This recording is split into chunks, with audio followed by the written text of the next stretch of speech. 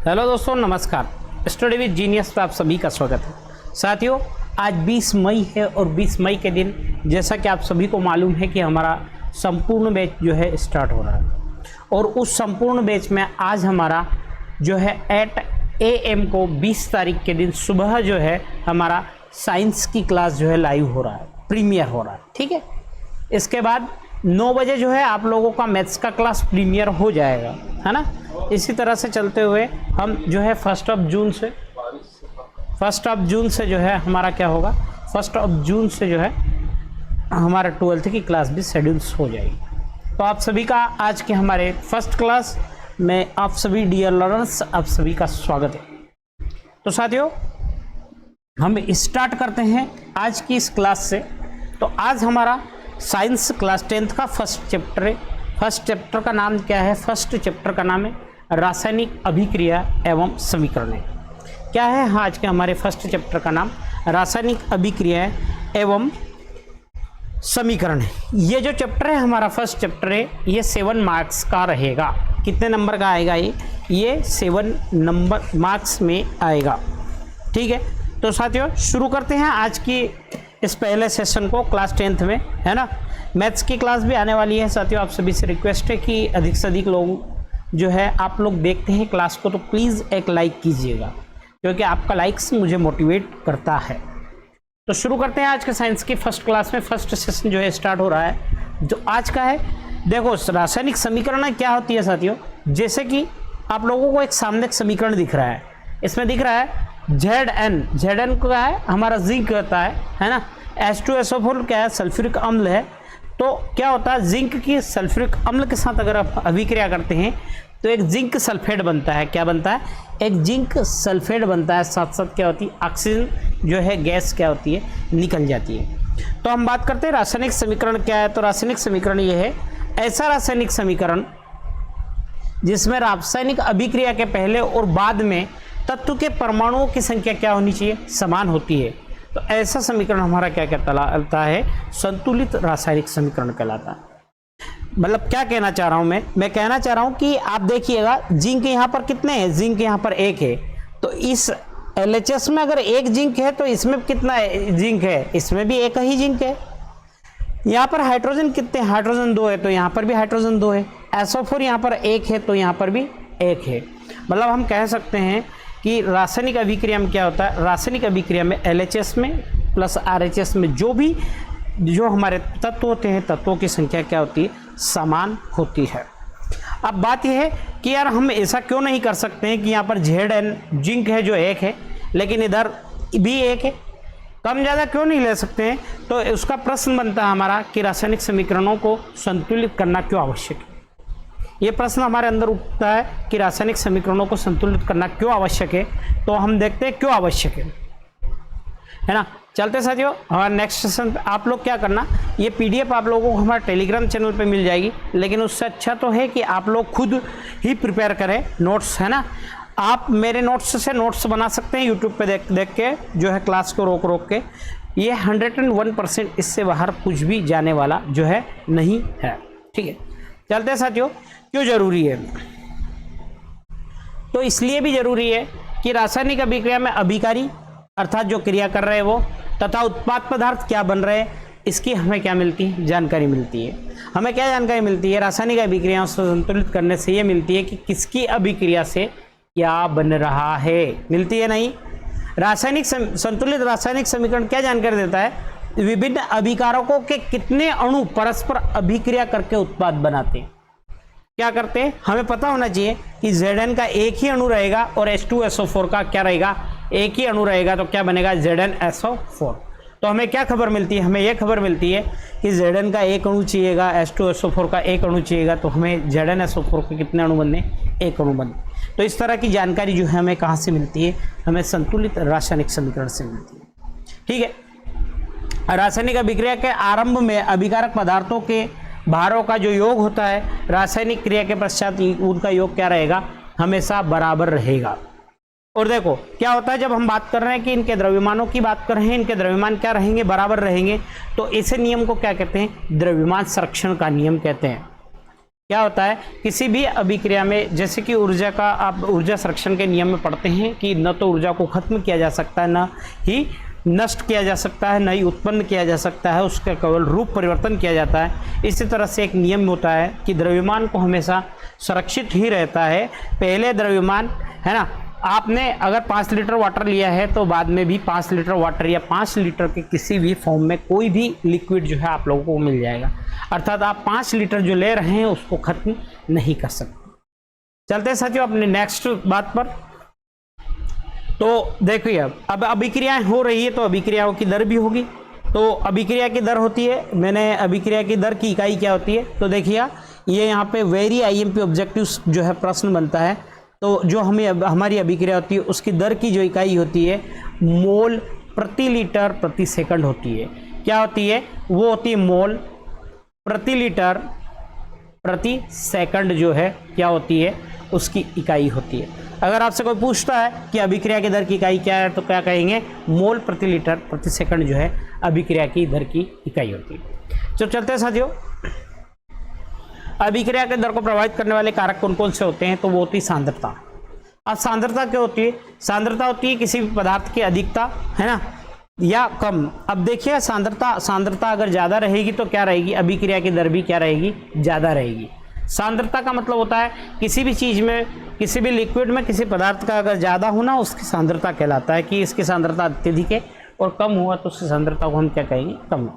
अब ताप की बात करते हैं तो साथियों उच्च ताप पर रासायनिक अभिक्रिया की दर क्या होती है, अधिक होती है, क्योंकि जब ताप मिल जाते हैं तो अणुओं की गतिज ऊर्जा में क्या हो जाती है, वृद्धि हो जाती है, और जिसके कारण क्या होता है, अणुओं की पारस्परिक टक्करों की संख्या बढ़ जाती है। इसलिए अभिक्रिया की दर क्या बढ़ हो जाती है, अभिक्रिया की दर ताप बढ़ने के साथ साथ क्या होती है, बढ़ जाती है। अगर आपसे कोई पूछता है कि सांद्रता बढ़ेगी तो अभिक्रिया की दर क्या होगी, अभिक्रिया की दर बढ़ जाएगी, और ताप बढ़ेगा तो क्या होगा, अभिक्रिया की दर भी बढ़ जाएगी। ठीक है साथियों, चलते हैं नेक्स्ट सेशन पे चलते हैं, नेक्स्ट बात पे चलते हैं हम जो है ना। तो नेक्स्ट है हमारा क्वेश्चंस। हमारा क्वेश्चंस ये होता है साथियों, जैसे कि आप लोगों को बता दूं कि अभिकारक क्या होते हैं। जो मिलकर किसी भी एक अभिक्रिया होती है हमारी, जैसे मैग्नीशियम के साथ ऑक्सीजन मिलाते हैं तो मैग्नीशियम ऑक्साइड बनती है। तो यहाँ पर मैग्नीशियम और ऑक्सीजन क्या होते हैं, मैग्नीशियम और ऑक्सीजन क्या होते हैं, अभिकारक होते हैं। तथा मैग्नीशियम ऑक्साइड जो हमें मिल रहा है वो क्या होगा, वो होगा उत्पाद कहलाएगा, है ना। तो अगर कोई आपसे ऑब्जेक्टिव्स में इस तरह से पूछ ले कि एलएचएस में क्या है, एलएचएस में हमारे अभिकारक है, और आरएचएस में क्या है, आरएचएस में हमारा क्या है, उत्पाद है, तो क्या हो गया, ये हमारा प्रोडक्ट हो गया। अब साथ साथ क्या होता है साथियों, ये जो पदार्थ रहते हैं जो हमारे अभिकारक होते हैं, इनमें क्या होता है, इनमें रासायनिक परिवर्तन होता है। क्या होता है, अभिकारकों में रासायनिक परिवर्तन होता है, और उसके द्वारा क्या होता है, एक नया पदार्थ बनता है, और उस नए पदार्थ को हम क्या कहते हैं, उस नए पदार्थ को हम कहते हैं उत्पाद।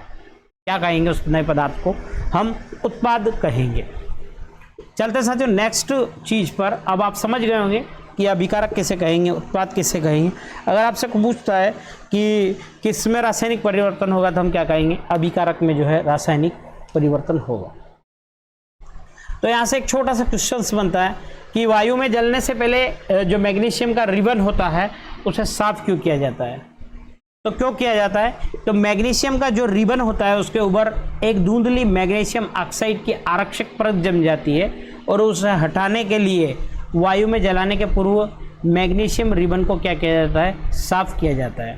क्योंकि ये जो परत रहती है वो क्या करती है, ऑक्सीजन से क्रिया करने से रोकती है। क्या करती है, ऑक्सीजन से जो है उसकी क्रिया होने से पहले उसे रोक देती है। ठीक है, चलते साथियों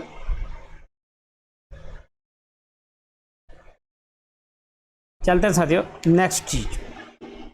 अब यहाँ से एक प्रश्न आता है आप लोगों को, वेरी आईएमपी है, आप 100 जो है स्टार दे दीजिएगा। ठीक, अगर आपसे पूछ रहा है अपचयन उपचयन अभिक्रिया से आप क्या समझते हो, या आपसे कोई पूछता है कि रडाक्स अभिक्रिया से आप क्या समझते हो, है ना।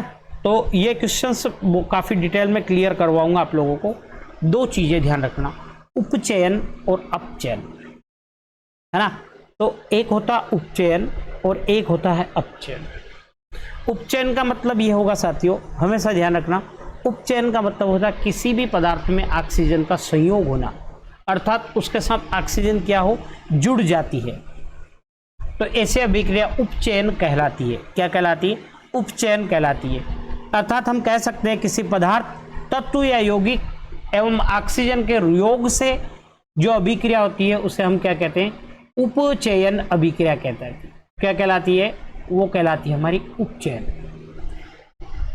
तो यहाँ पर एग्जाम्पल्स में दिया गया है, जैसे कि कॉपर के साथ ऑक्सीजन को अगर जोड़ते हैं तो T2CuO बनती है। अब आप देखिएगा यहाँ पर ऑक्सीजन 2 है तो यहाँ पर भी 2 ऑक्सीजन से, यहाँ पर कॉपर 2 है तो कॉपर भी कितने? 2 है। इसी तरह से CO2 जब बनती है C+O2 CO2, ठीक है। तो यहाँ पर क्या हुआ? कॉपर का प्लस कार्बन का क्या हो गया? उपचयन हो रहा है। तो सीधी सी बात है, उपचयन किसे कहेंगे? जिसमें ऑक्सीजन का योग हो हम क्या कहेंगे? उपचयन कहते हैं। ठीक से, ओके। चलते हैं नेक्स्ट क्वेश्चंस पे साथियों। अब बात करते हैं अपचयन पर। किस पे बात करते हैं? बात करते हैं अपचयन पर।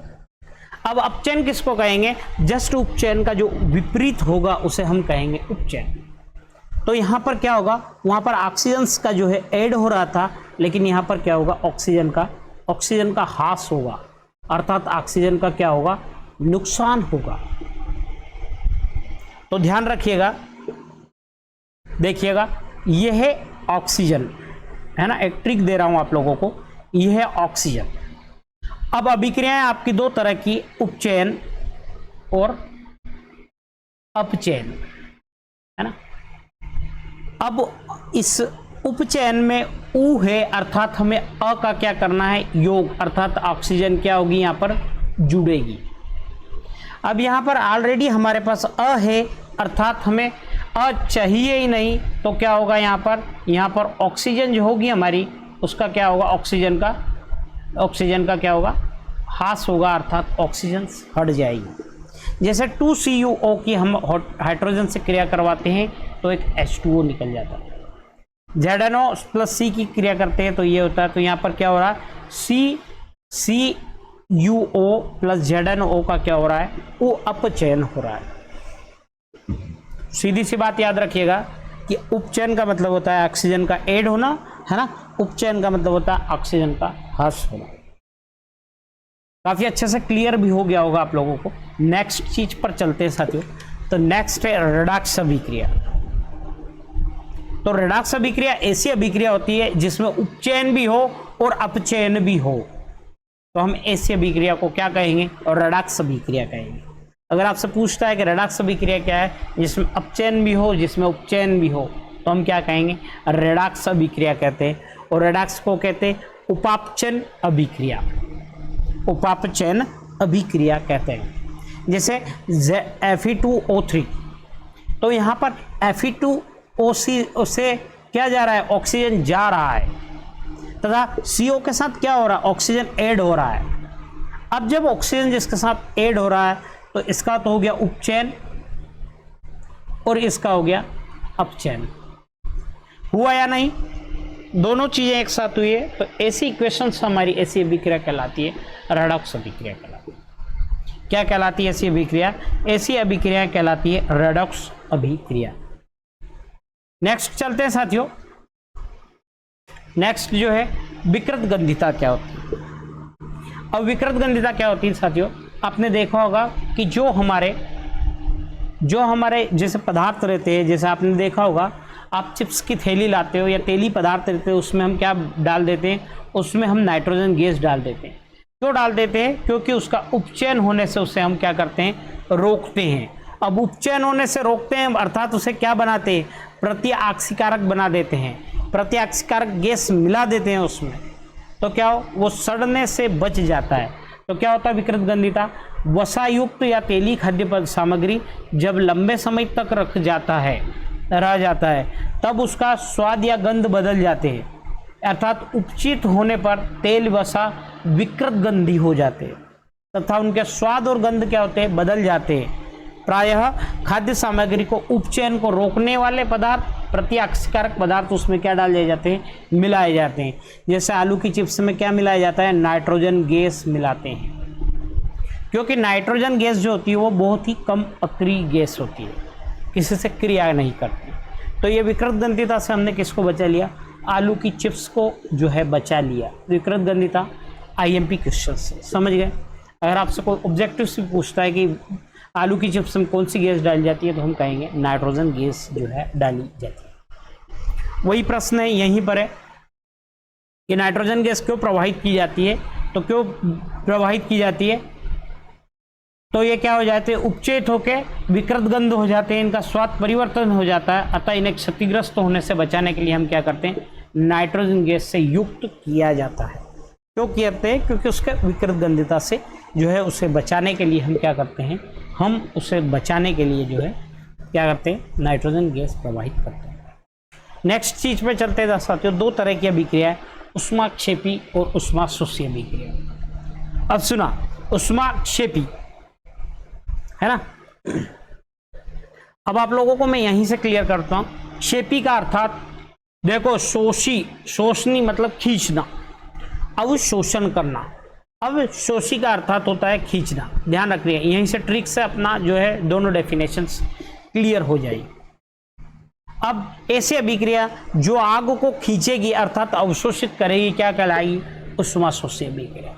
अब उसका विपरीत ऊष्माक्षेपी अभिक्रिया, ऐसी अभिक्रिया जिसमें उत्पादों के साथ साथ क्या हो, ऊष्मा निकलती हो, हम क्या कहेंगे, ऊष्माक्षेपी अभिक्रिया कहेंगे। जैसे मीथेन का ऑक्सीजन के साथ CO2 + 2H2O साथ साथ क्या निकलती है, ऊष्मा निकलती है, तो हम क्या कहेंगे, ऊष्माक्षेपी अभिक्रिया। अब आप क्लियर हो गया होगा, जिसमें ऊष्मा निकले ऊष्माक्षेपी, और जिसमें ऊष्मा ग्रहण हो वो ऊष्माशोषी अभिक्रिया। तो यहाँ से क्लियर हो गया होगा आप लोगों को कि ऊष्माशोषी किसे कहते हैं, जहाँ वहाँ पर ऊष्मा का क्या हो, अवशोषण हो। जैसे 2PbA लेड NO3 के साथ जब हीट देते हैं तो क्या होता है, 2PbNO + 4NO2 + O2 में जो है बदल जाती है। ठीक है, तो ये क्या होगा, ऊष्माशोषी अभिक्रिया होगा। नेक्स्ट क्वेश्चन पर चलते हैं साथियों, श्वसन में क्या होता है। श्वसन भी क्या है, एक तरह की ऊष्माक्षेपी अभिक्रिया है। क्या है, ऊष्माक्षेपी अभिक्रिया है। क्यों, क्योंकि इसमें क्या होता है, ATP के रूप में जो है ऊष्मा निकलती है। क्या होती है, ऊष्मा जो है निकलती है, तो हम इसे क्या कहते हैं, ऊष्माक्षेपी अभिक्रिया कहते हैं। ठीक है, तो क्या कहेंगे हम इसे, ऊष्माक्षेपी अभिक्रिया। जिन लोगों को समझ में नहीं आता है, आप थोड़ा सा स्लो भी होंगे धीरे धीरे, है ना। तो आप सभी से रिक्वेस्ट है कि आप लोग एक बार देखिएगा, 2 बार देखिएगा। अगर समझ में नहीं आता है तो हमें जो है कमेंट में कमेंट बॉक्स डाल देना, तो हम जो है स्पीड को और स्लो कर देंगे। साथियों लास्ट है कि ऊष्माक्षेपी और ऊष्माशोषी अभिक्रिया में अंतर लिखिए। तो आप लोग जानते हैं कि क्षेपी में क्या होता है, ऊर्जा निकलती है, और शोषी में क्या होती है, अवशोषित होती है। इसमें पूर्ण ऊष्मा में कमी होती है, और इसमें पूर्ण ऊष्मा जो होती है उसमें क्या होती है, वृद्धि होती है। जैसे कि मीथेन का दहन, ये दोनों तरफ हो सकता है, और ये जैसे बर्फ के साथ ऊष्मा के साथ जल होता है, क्योंकि जल जो है ऊष्मा ग्रहण कर लेता है, और ये केवल एक ही दिशा में जो है होता है। क्या होता है साथियों, ये एक ही दिशा में जो है होता है। तो साथियों आज के लिए इतना ही, है ना। मिलते हैं अगले सेशन में। और आप सभी को मैं बताना चाहता हूँ कि ये संपूर्ण बैच की आज पहली क्लास थी साइंस की, है ना। 12th भी स्टार्ट होगा 1 जून से, 9th और 11th के साथ साथ 8th का मैथ्स भी 1 जुलाई से जो है आप लोगों के लिए स्टार्ट हो जाएगा। तो आप सभी से, अगर आपको क्लास अच्छी लगी हो तो मेरी मेहनत के लिए एक लाइक्स बनता है। और thank you for watching, please like and subscribe करना ना भूलें। धन्यवाद, थैंक यू।